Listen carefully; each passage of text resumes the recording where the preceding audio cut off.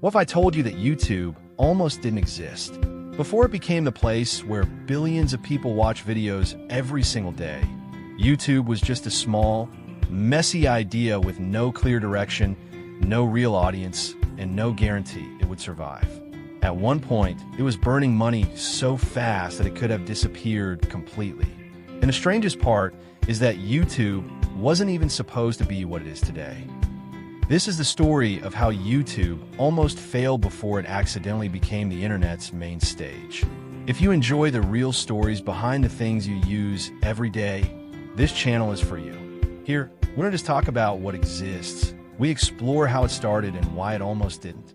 So let's go back to the early 2000s when the internet was a very different place. Back then, there was no TikTok, no Instagram Reels, and no easy way to upload a video and share it with the world. Video files were heavy, slow to load, and frustrating to send. If you wanted to share a video, you usually had to email huge files, use complicated websites, or rely on platforms that were clunky and unreliable. The internet simply wasn't built for smooth, everyday video sharing, and that frustration was felt by three former PayPal employees named Chad Hurley, Steve Chun, and Jawed Karim. And it's important to understand what that meant at the time. PayPal wasn't just another random startup. It was one of the most important companies of the early internet, a platform that helped make online payments normal and prove that the web could be used for serious, large-scale business. In other words, these weren't beginners. They were people who had already seen how a simple idea could grow very fast into something massive. They didn't set out to build a media empire or change global culture. They just wanted a simpler way to share videos online. But their first idea wasn't YouTube as we know it today. Originally, YouTube was supposed to be a video dating site. The concept was simple. People would upload short videos introducing themselves, and others could watch and decide who they wanted to date. It sounded reasonable on paper, and they even built the website around that idea. They bought the domain name, finished the platform, and launched it, waiting for users to arrive. But almost nothing happened. People didn't want to record dating videos. They didn't want to upload personal introductions. The site was basically empty, and YouTube, in its original form, was already failing. There was no traction, no excitement, and no real sign that this idea was going anywhere. For many startups, this is exactly where the story ends. But something unexpected started to happen. Instead of using YouTube as a dating site, a few users began uploading completely random videos. Short clips of daily life, funny moments, and low-quality recordings of whatever they had on their computers. One of the very first videos ever uploaded was called Me at the Zoo, and it was nothing more than one of the founders standing in front of elephants, talking casually to the camera. It wasn't impressive, it wasn't planned, and it definitely wasn't special. But it revealed something extremely important. People didn't want a dating site. They wanted a simple place where they could upload and share any video at all. So the founders made a critical decision. They completely dropped the dating idea and turned YouTube into a general video sharing platform. That decision saved the company, but it also created a much bigger and much more dangerous problem. Video is expensive. Hosting videos costs money, streaming videos costs money, and bandwidth costs money.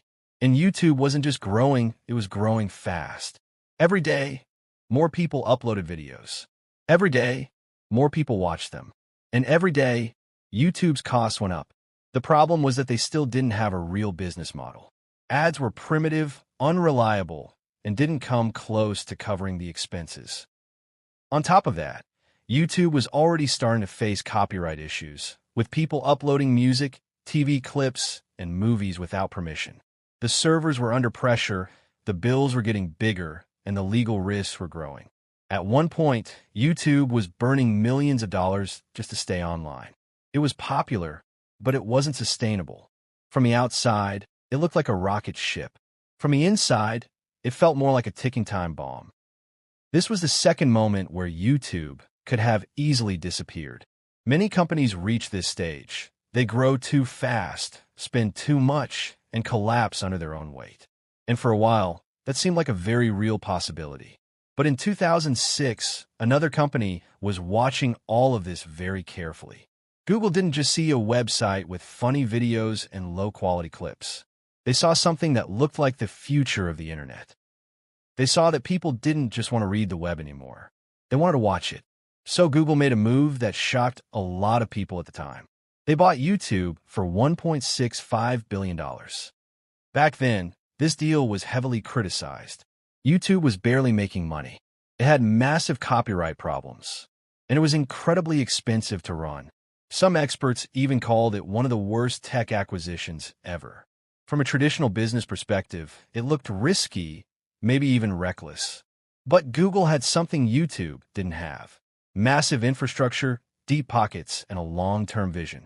Google could handle the costs. Google could deal with the technical challenges.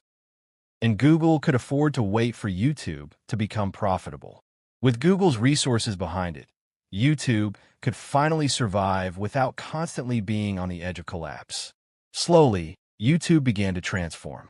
It stopped being just a chaotic website full of random clips and started becoming something much bigger. It became a platform for creators, for education, for music, for news, for documentaries, and for entertainment. People stopped just uploading videos for fun and started building channels. Audiences began to form. Communities appeared. And over time, entire careers were born. What started as a failed dating site idea turned into the biggest video platform in human history. Today, YouTube isn't just a website. It's a school for millions of people who learn there every day. It's a TV network that never sleeps. It's a music platform, a search engine, and for countless creators, a full-time job. Its impact goes far beyond entertainment. YouTube changed how people learn, how music is discovered, how news spreads, and how independent creators can reach a global audience without asking anyone for permission. It created new industries, new professions, and new ways for people to make a living. Entire generations grew up not just watching YouTube, but using it as their main source of information and inspiration. And all of that exists because three people simply wanted an easier way to share a video online. The real irony is that YouTube didn't succeed because its original idea was great. It succeeded because that idea failed. Users ignored the plan, and the founders paid attention to what people actually wanted. YouTube didn't become huge by following the original vision. It became huge by changing it. And that's the real story of how YouTube almost failed before it became the internet's main stage. If you enjoy stories like this, the hidden beginnings of the things you use every day, make sure to subscribe because every week we'll explore one simple question. How did it start? And why did it almost not exist?